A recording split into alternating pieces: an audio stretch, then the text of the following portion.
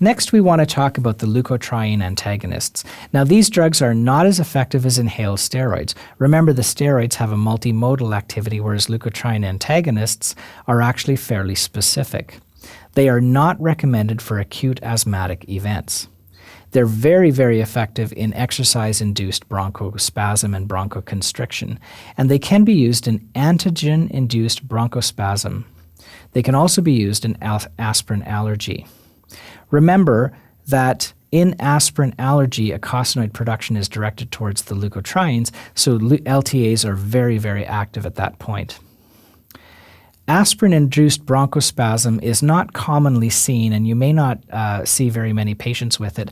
However, it is something that shows up on exams every now and then, so it is a disease that I want you to be aware of. So typically the exam question will talk about a patient being put on aspirin and then developing asthma symptoms. So keep your eye open for that. Okay, these are the names of the agents that are in the LTA category.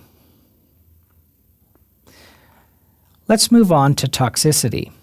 Generally, the toxicity is quite low with the LTAs. Churg-Strauss vasculitis is also a quite rare complication of this medication, and you can sometimes get an occasional elevation of liver enzymes.